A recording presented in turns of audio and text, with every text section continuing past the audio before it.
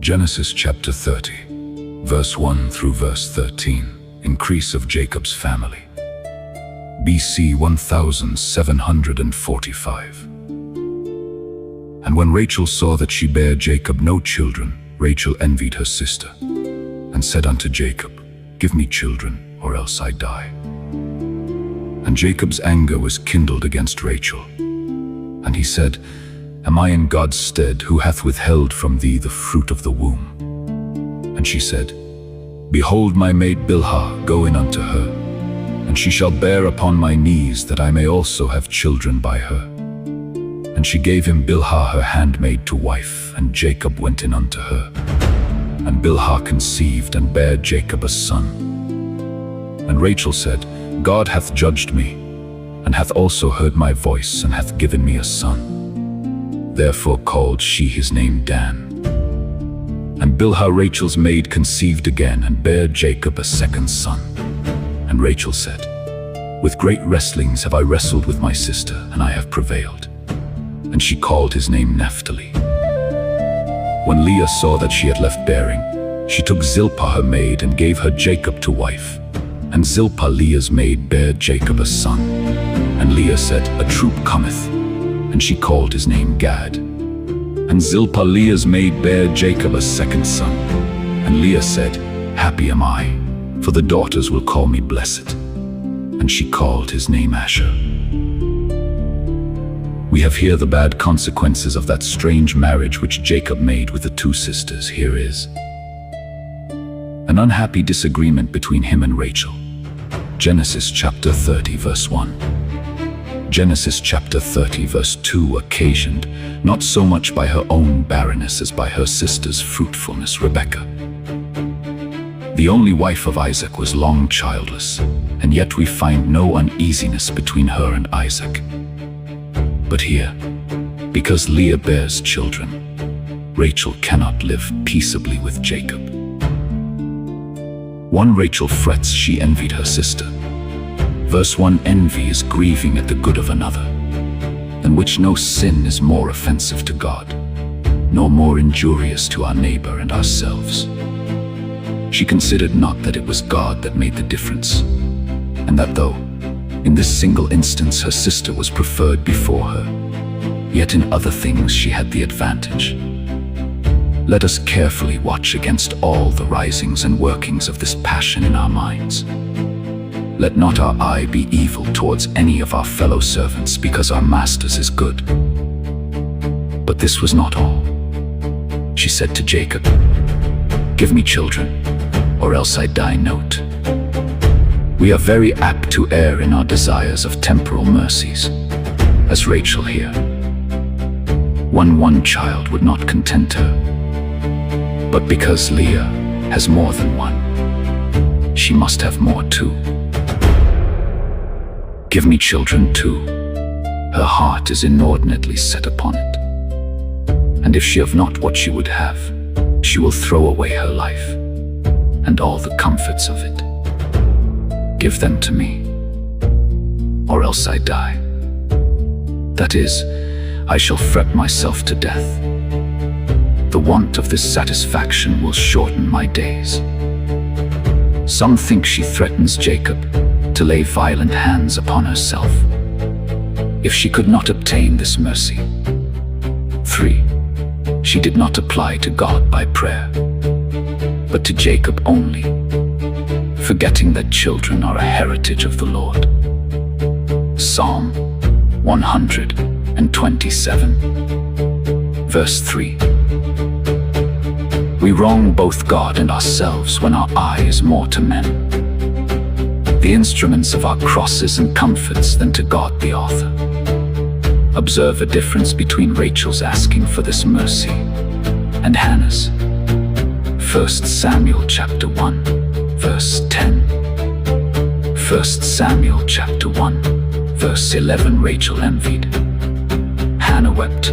Rachel must have children, and she died of the second. Hannah prayed for one child, and she had 4 more. Rachel is importunate and peremptory. Hannah is submissive and devout. If thou wilt give me a child, I will give him to the Lord. Let Hannah be imitated, and not Rachel. And let our desires be always under the direction and control of reason and religion. 2 Jacob chides, and most justly he loved Rachel, and therefore reproved her for what she said amiss. Verse 2 note, faithful reproofs and products and instances of true affection. Psalm 141, verse 5. Proverbs chapter 27, verse 5. Proverbs chapter 27, verse 6. Job reproved his wife when she spoke the language of the foolish women. Job chapter 2, verse 10. See 1 Corinthians chapter 7, verse 16. He was angry, not at the person, but at the sin. He expressed himself so as to show his displeasure. Note, sometimes it is requisite that a reproof should be given warm like a medical potion, not too hot lest it scald the patient, yet not cold lest it prove ineffectual. It was a very grave and pious reply which Jacob gave to Rachel's peevish demand. Am I in God's stead? The Chaldee paraphrases it well. Dost thou ask sons of me? Oughtest thou not to ask them from before the Lord? The Arabic reads it, am I above God? Can I give thee that which God denies thee? This was said like a plain man. Observe, 1. He acknowledges the hand of God in the affliction which he was a sharer with her in. He hath withheld the fruit of the womb. Note, whatever we want, it is God that withholds it, a sovereign Lord, most wise, holy, and just, that may do what he will with his own, and is debtor to no man, that never did nor ever can do any wrong to any of his creatures. The keys of the clouds, of the heart, of the grave, and of the womb are 4 keys which God had in his hand, and which, the rabbins say, he entrusts neither with angels nor seraphim. See Revelation chapter 3, verse 7. Job chapter 11, verse 10. Job chapter 12, verse 14 too. He acknowledges his own inability to alter what God had appointed. Am I in God's stead? What? Dost thou make a god of me? Deus qui rogat illi facit. He to whom we offer supplications is to us a god. Note, 1. There is no creature that is or can be, to us, in God's stead. God may be to us instead of any creature, as the sun instead of the moon and stars. But the moon and all the stars will not be to us instead of the sun. No creature's wisdom, power, and love will be to us instead of God's too. It is therefore our sin and folly to place any creature in God's stead, and to place that confidence in any creature which is to be placed in God only. An unhappy agreement between him and the 2 handmaids.